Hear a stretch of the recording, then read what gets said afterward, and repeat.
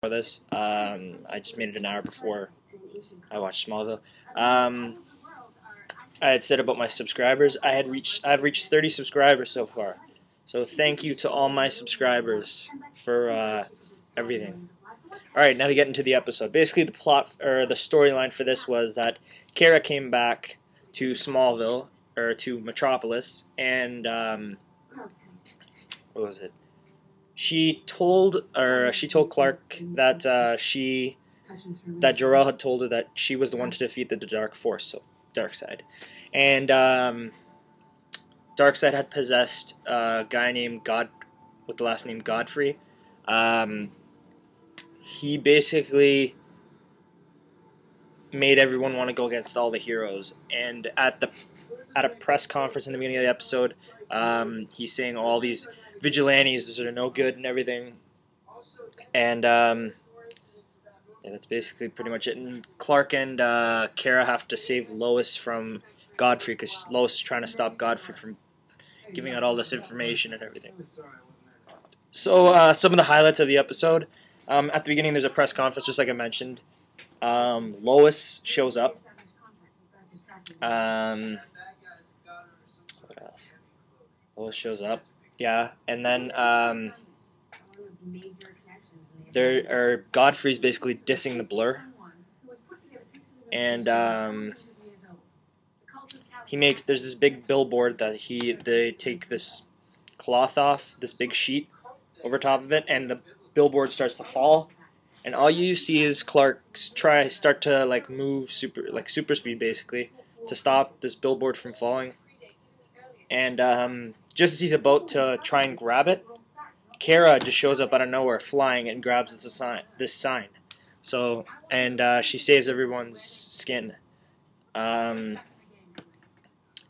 Lois now knows that Kara's Clark's real cousin, by blood. So,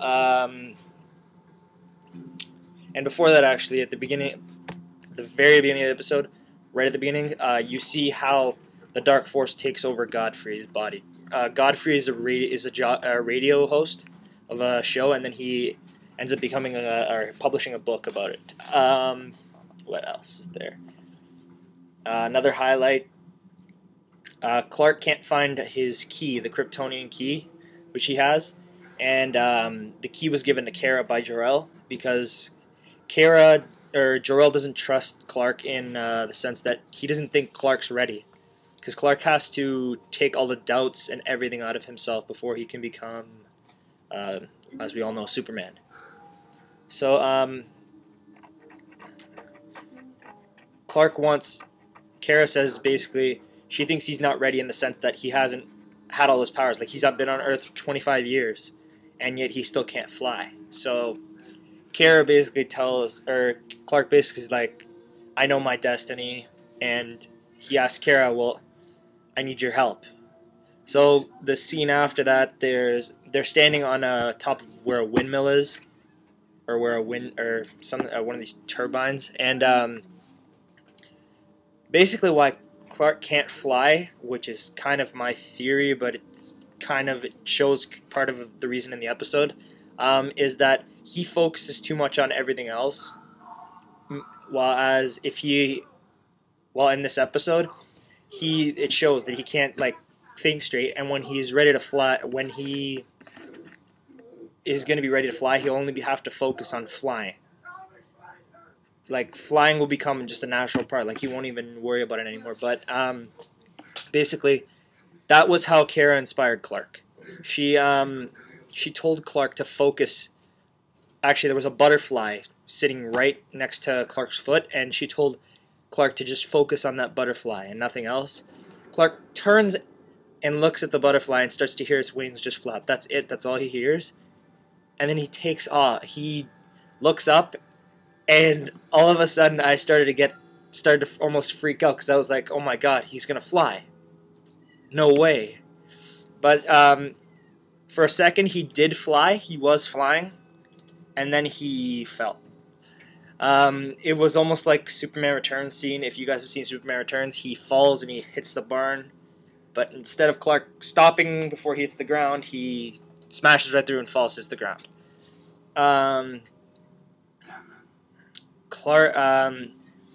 You can see Clark kind of, he's in the mode where he's flying and he's focused for a few seconds, and then as soon as he takes his mind off looking straight and where he has to go, he looks down and he falls.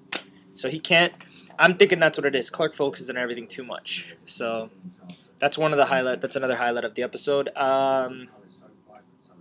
What else? We also see,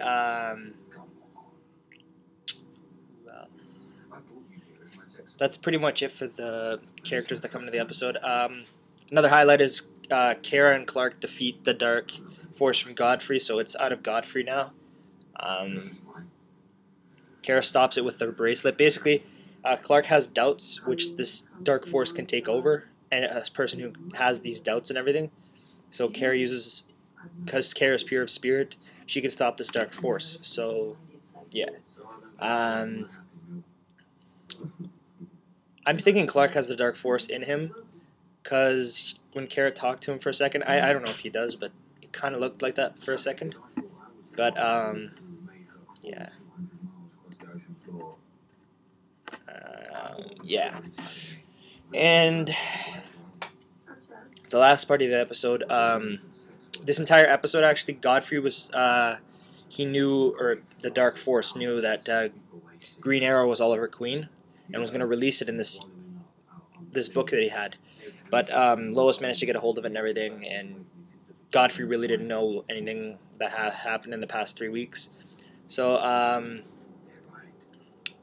yeah. And then at the end, Oliver has this news crew come in and tells the entire staff, the entire news crew, that he's Green Arrow, and they basically, now the world does know that Oliver is Green Arrow. So, one last thing.